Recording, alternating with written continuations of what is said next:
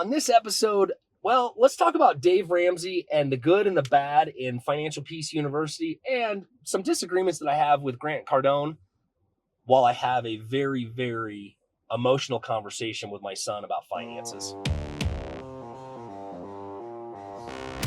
right. Our first in-car podcast. This is an interesting setup. I hope you can still see out of your mirror. I can. Okay, cool. I'm good. All right. Well, right now we're in Flagstaff. We are hanging out, shooting some content in Munns today. Dad, what are we shooting? What are we trying to give people value on today? Oh, you know what? Since it's kind of fresh, let's have this conversation. So here's what I believe. I believe that Dave Ramsey has a great program in Financial Peace University, and I think it's phenomenal for young people in college, high school, preferably high school, to actually take this and go through it. And the reason being is that, well, Christian, kind of have a shitty conversation last night, didn't we? Yeah. Want to talk about it? We can, yeah. A little bit? Yeah. Here's what's important. I want to be real with you guys on this and to share some things where Christian and I and Wendy were talking last night about finances and talking about, do you want to tell them where you're at, Christian? You don't have to divulge everything, but I mean, you dug yourself a hole. Yeah, I'm like, right? I'm 21 with $20,000 in debt. Okay, basically. You dug a hole. Yeah. Now, as a parent, that sucks. And also, we had the conversation last night. Yes, I can fix it, but that doesn't solve anything for Christian. And right. we had some long, emotional conversations last night. And so here it is Sunday morning, and we're just on our way to Home Depot and getting ready to shoot some stuff. And by the way, the dynamics of father and son working together, this is 6 weeks in the making. And I worked for my dad at your age. Mm-hmm. And we're trying to navigate what that looks like, the difference between business and personal. Mm-hmm. And, like going back to Dave Ramsey is, I believe it's awesome. And Wendy and I did it when we were early on, and we had a bunch of debt when we first got married, and we cut up our credit cards and we paid off our student loans and we made a game out of it. And we were really excited to have that goal. Mm-hmm. And that was the only goal. And that's kind of what I was sharing with you last night was the only goal is to look at the debt and how we get it paid off before we start going into the next phase of things, because that's the big drive. And so Dave Ramsey's theory is, you want to have some reserves, you want to get your debt paid off, and you don't want to take your debt and buy interest rates, but you want to do the lowest debt you have, and that's where you put all your extra money to pay it off quicker. Mm-hmm. And then once you've paid that off, you apply all of that to the next debt in order to move through the debt. But what it does, which I love what Dave Ramsey did, is he kind of made a game out of it, and you got to see some small wins. So if you pay off a $100 credit card, that's a win, Mm-hmm. right? Now you've got a $500 credit card. It may take you 2 months to pay off. And then you get into your car where now you're taking the bottom debt, the next debt, and you're applying all that towards your car to get it paid off. Right. Now, early on in your life, I think this is phenomenal. I think it's a phenomenal way to do things. Mm-hmm. Now, here's where I disagree with Dave Ramsey, especially on the housing side of things. One of your goals last night was what? You want to buy a truck and a house. And a house, right? So Dave would tell you should save 20% in this market. So $400,000 house, you need to save 80 grand. How long is it going to take you to save 80 grand? You can't even quantify it. No. Okay? So what that does, if I told you, hey, you need to save 80 grand to buy your first house, that is a deflation of doing that. Now, Dave's theory behind that is when you put 20% down, number one, you're ready to do it. Number two, you're not paying mortgage insurance. Right. Here's the problem with that. Mm-hmm. I want to give an example of if you went to 2018 and the prices in 2018 were $200,000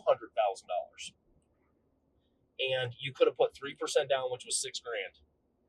And your payment would have been at that time about $1,200 a month. Big difference, right? Mm-hmm. You would have seen in 6 years, you would have seen that house double in value. But if you had done what Dave Ramsey said and waited to save 20%, you would have missed $200,000 of value in that home. Right. And that's where I disagree. Like, if you can afford it and you're paying rent versus a mortgage, then why not buy a house or partner with somebody or something of that nature? Because that is where you kind of start building assets and equity and things. And, you know, I add one more thing in here that, you know, I disagree wholeheartedly with Grant Cardone, is he says that owning a house is a liability, which I agree with that part because we're spending money on it, it's not making money. Mm-hmm. But he also says that I would never own a primary home, and that's not a good place to start. The reality is, it's the most inexpensive way to start your real estate investing career. So here's the example with you and Christian. It's podcast, so ask questions. Well, I'm just letting you go because I don't have like questions to ask. No, yet. but I like, want you to ask like what it looks like. So if I were to take you, for example, where you're at, mm-hmm. here's the plan I would put in place. One, I want you to talk to a lender. Okay. And here's why. We're going to talk to Andrew, and we're going to go, okay, what would it take you to qualify to buy a home in this current market? Right. Now, we know that your income probably doesn't match what needs to happen, but what it will do is give you an idea and a goal. Mm-hmm. So if by myself, I would need to make X amount of money to qualify for this house, can I partner with one of my friends that has the same amount of income and things to get us to buy something? Right. And now you've made an investment with somebody, mm-hmm. and now you're living there, and potentially if it has 2 more bedrooms, you guys can both rent a bedroom out and collect income into that business. Right. That's the cheat code to getting further faster, is by doing it with somebody. No. You have to determine which slob you want to live with. Right? Because living with somebody, whether it's your spouse or a roommate, it's kind of like a business arrangement. Yeah. Right? You want to go into that knowing, what did mom say last night? Expectation. Right. Right? So if you and Ethan set expectations like, hey, dude, I think we should buy a house together, a 4-bedroom, mm-hmm. you know, in this area, and I have X amount, everything that goes into the house is 50-50. Right. AC breaks, 50-50. Rent comes in, it's a 50-50 split after expenses. Right. Now what happens is you are building equity together, mm-hmm. and you have a little business. Well, as you guys do better, or this is creating income, then you might say, hey, you know what? We should do this next year again. Right. Owner occupied, small down payment, mm-hmm. go do it again. Now you have a house that has 4 roommates in it, because you guys all have friends that are looking for places to live. Right. They all know each other. Now you guys have to go in and set expectations with the 4 roommates. Mm-hmm. Right? Here's the rules, here's the boundaries, here's the things, here's the expectations. Right. You're going to have a lease and all those things. Mm-hmm. Now, how can you do that if you don't have enough money or credit? The next step is, can you partner with your parent? Right. Right? I already have multiple homes mm-hmm. in mind for you to buy, hopefully with Chase for your first one. Think you live with your brother? Think you kill each other? I've lived with my brother for 21 years, and the fact that he still can't clean up his fucking clothes off the bathroom floor, like... that's both of you. Hang on a second.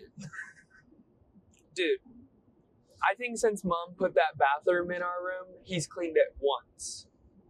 Well, and that's because I forced him to clean it. No! He doesn't use the bathroom in the hallway? No! We share that bathroom. That's funny, because last time I used it, there was pee all over the seat. Well, he probably uses that one to piss in, but I know he uses ours to shower in. Here's what I do know. There are some things that do happen when you go to live on your own, is that you start to take pride. I'm on my own and I want to do these things. And so things do change. Your cleanliness changes a little bit from living at mom and dad's house. Mm-hmm. And I honestly cannot wait for you and Chase to have your own homes, because I'm totally going to shoot one of those videos that I come over and just destroy your house. Drink your milk, eat your cereal, leave my shit all over the place, especially on the kitchen island. Yep, that's going to happen. That will be a future TikTok.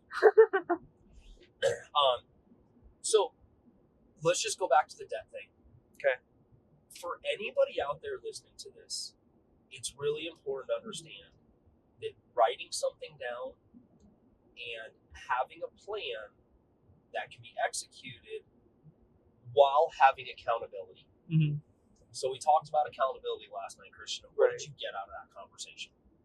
The conversation that I've gotten out of accountability is that accountability isn't like me counting on you to like come to me to like fix my problems. It's more of a I've come to you with my problem and my solution on how to fix it, or we've come up with that solution together, and now I'm coming to you, checking in, and basically giving you like progress reports of like, you know what, this is how I'm doing right now, this is what I'm striving in, this is what I'm struggling with, like what you're doing with your agents right now, and just kind of like giving a like well thought out like kind of baseline of like where you're at, where can you go from here, what could you use help with from here, and just kind of like getting on that page of like understanding with each other about your goals and where you're trying to go from the spot that you feel stuck in.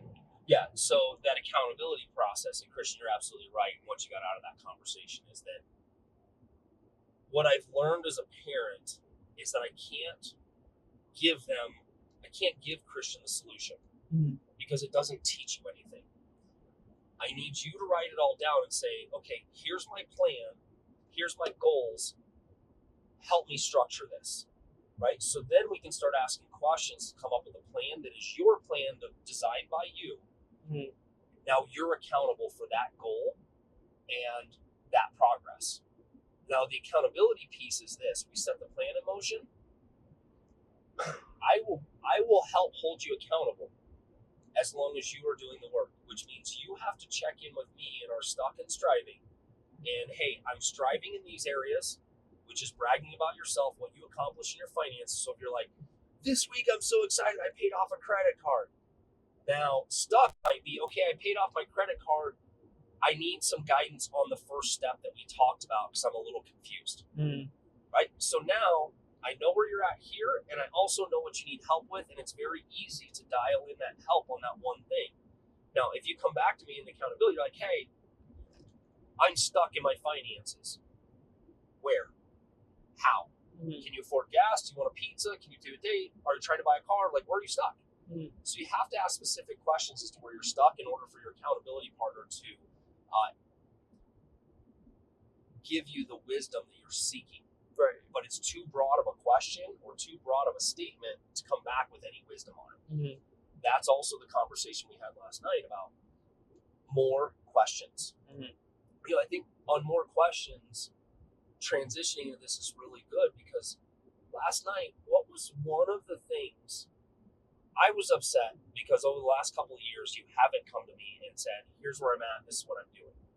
Now, parents, listen to me. My kids grew up in a house of talking about finances, talking about money, owning a lot of real estate, been broke, can't afford it, all the things. Like, we've been the ups and downs, you've seen everything. But I was really surprised last night that you were almost embarrassed to ask for wisdom. Why? Because you had some answers last night as to why you wouldn't come and ask questions. It's not even that I'm like embarrassed to ask for wisdom, but more that I like have a problem asking for help, especially when it's money related. Okay. Because I was raised on the principle that if you want something, you need to work for it. And if you don't have the money for something, then why should you have that thing in the first place, you know?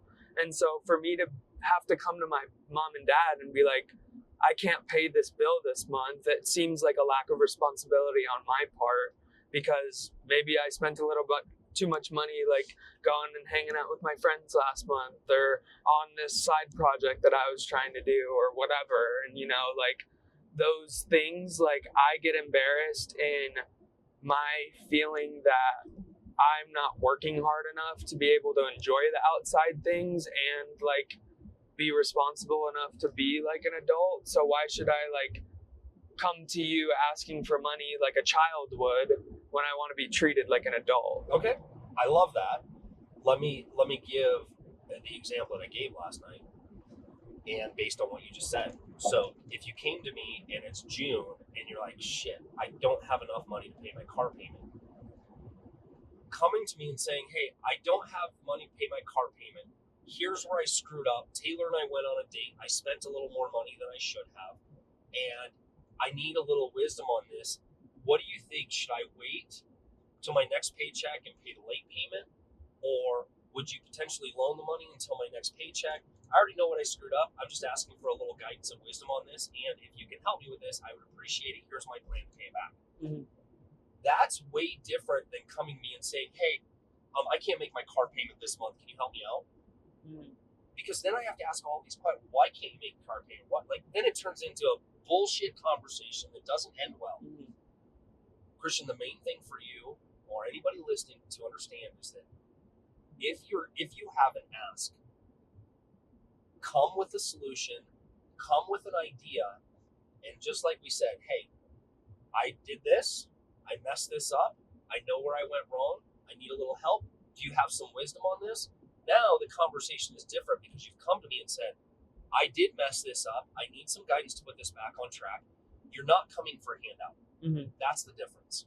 Yeah. When you're coming for a handout, that's what makes the conversation shitty. Mm-hmm. And one of the things that is really, really important that we talked about last night was just my whole life, from the time, Grandpa and I split our business, I learned that I was going to surround myself with really smart fucking people, Mm-hmm. that I could ask a lot of questions, whether it's my finances, whether it's my business, whether it's whatever. So all of these relationships I have, Christian, I ask questions all the time.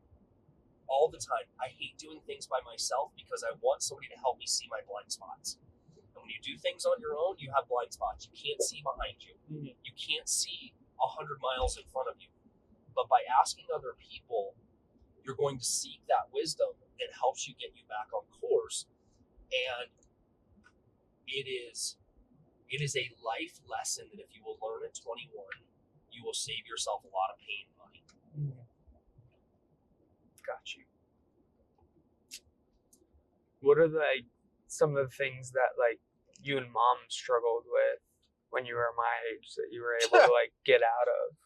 In the same, it's not in the same capacity, but it is kind of the same scenario that we talked about. It's same capacity, different numbers, different time, right? Some of the things that we went through don't apply to what you're going through, right. But they're the same concept, same strategy to get out of it. It all works the same. Mm-hmm. So it's an evergreen situation that no matter where you're at, it works. So our struggles were really when we got married.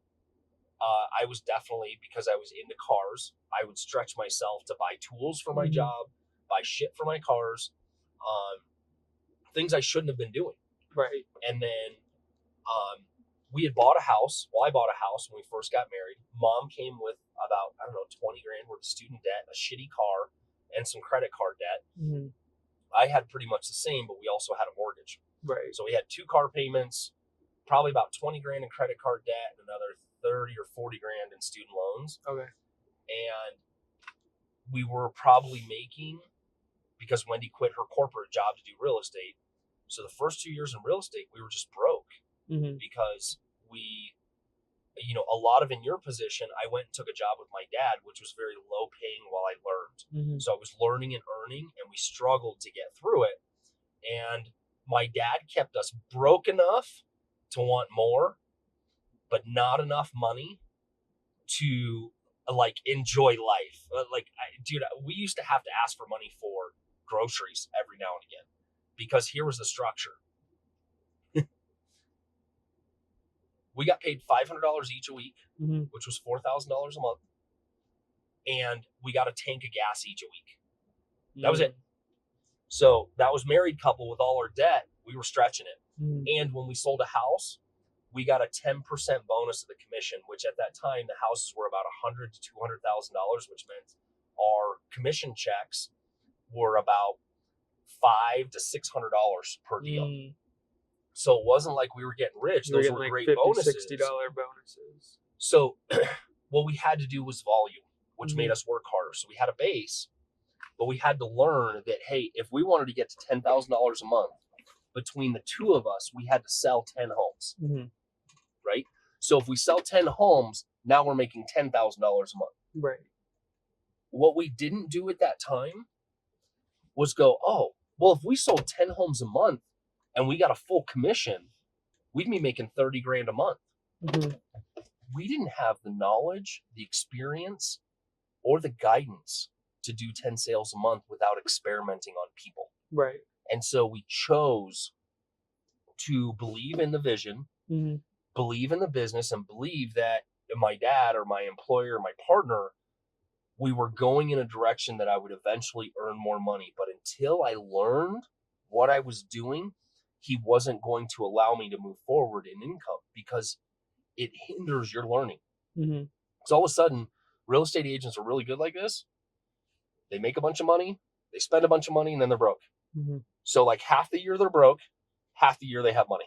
Mm-hmm. So we had to change that. So our struggles were really getting into the discipline together, Right. and being on the same page. And we made rules of engagement during that time, which is like, hey, if we're going to spend $25, we have to have a phone call. Mm-hmm.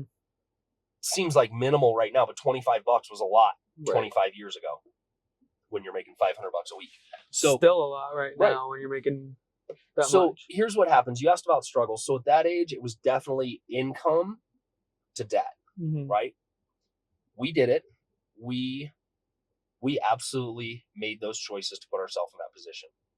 Once we took responsibility and said, we're going to get out of this, and we sat down together and we made a plan and we put it on the wall, we looked at it every week.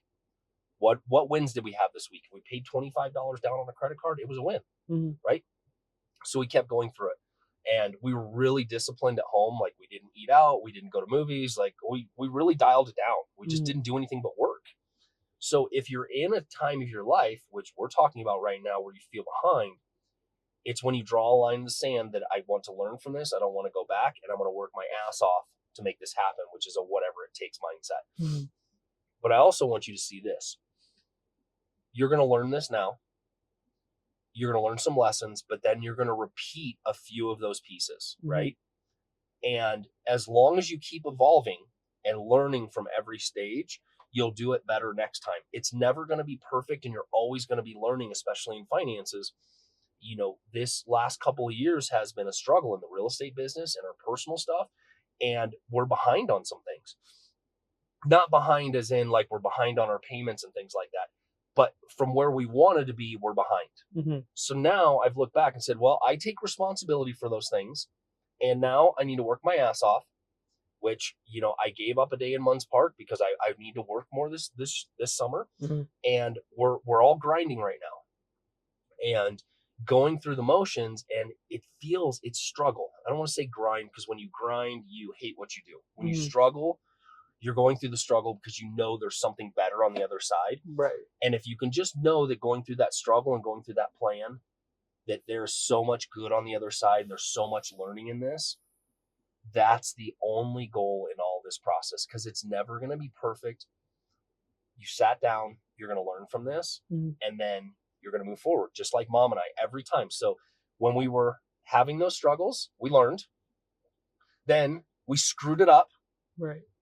Right? We got out of debt, but we screwed it up in 2006. Right. Why did we screw it up in 2006? Because there was such a big vision in the companies that I wasn't aware of the pitfalls. Okay? Remember, I'm like 26, all these new businesses. Mm-hmm. We got a plumbing company, a painting company. We're selling real estate. We sold 800 homes that year. Like, we were ballers. Right. This shit could never end. You know what we weren't doing? Saving. We weren't saving. We weren't investing. We weren't saving. We weren't doing anything. We were just fucking spending money. Credit card debts, and we were pouring all of our income and our credit back into the business to keep it afloat. Mm-hmm. And I knew better than to do that. So what did we learn the next time? Well, the next time we screwed it up was with 7 zeros. Mm-hmm. So we went from $80,000 in debt to $1.2 million in debt 5 years later. Uh-huh. Now, this is where we really learned, because I had to fight through that $1 million worth of personally guaranteed debt. Mm-hmm. And we did it. 4 years it took us to pay off that debt. But we did it smart this time. Mm-hmm. I made sure we had reserve savings. I made sure we were paying debt off strategically. I was fighting with creditors. We were making sure that we never had to go back there. And so We learned from that. We paid it all off. We fixed it. What I did learn again was, okay, now we have savings. Now I need to figure out how my income starts getting invested into assets. Mm-hmm. So the assets are always there as cushions. I don't keep a lot of money in the bank. I keep a lot of money in assets, right? So if you look at me on paper and in the bank, I look, yeah. Mm-hmm. But if you look at me on a net worth statement, it's much different. And Mm-hmm. that's where it really truly is in your net worth and what your assets are, because those assets, they're working. Mm-hmm. So in real estate, the assets are gaining value. They're being paid down. It's working. If I just have money in the bank, it's actually devaluing itself every day, especially in this economy. Right. So to finish this off, as you're going to sleep in the car, to finish this off, parents, it's really important that you have structured conversations with your kids. It's also very important about finances and the little things. It's also very important that you let your kids fail a little bit and then pull them back to help them fix it. Because Christian, I could have told you no credit card, no anything. And I could have kept my thumb on you a little bit more, but you needed to have this experience, right? Yes, I could have kept you from it. Would you have learned anything? No. But we also know that it got to a point that there's a way to fix it before it's out of control. So even though you've gotten yourself in a little debt, you could have done it so much worse. Like if I found out you had payday loans or other credit cards and you just kept doing it, this is a whole nother disaster. But I think you've learned enough from this. You may repeat it a little bit in the future, depending on how much money you're making. It's just as long as we learn, right? And parents, make sure that you're setting this up, because the one thing that I told Christian before we had this conversation was, I don't want you to have any guilt, shame. I don't care what you did. I don't care what money you spent on. I care that you take responsibility for your actions. So we're not going into this with a parental discipline conversation. It's really more of a mentor-mentee conversation that Christian asked for. And that is the important part of this that I learned from the conversation last night, that I could have done more early on. And Christian's learning what? To set expectations for the conversations that you're having. Yeah, and you're also learning to ask for help, seek wisdom, and go through those without it being an embarrassment or you're needing something. So thanks for joining in. Really appreciate a couple of things just to remind you of is that if you're looking for real estate strategies, if you're looking to sell or buy a home, anything that has to do with real estate, and you're looking for somebody to guide you through that, hit me up on my website, ValentineGroupAZ.com, and go through that. There's a lot of great information there. If you're an agent looking for a new place to call home and you're in the process of exploring brokerages, teams, those types of things, let's have a conversation. Again, my website, go in there. Let's have a conversation about real brokerage and what it may do for your life in the future, as it's done for mine and many others that I've attracted into the company.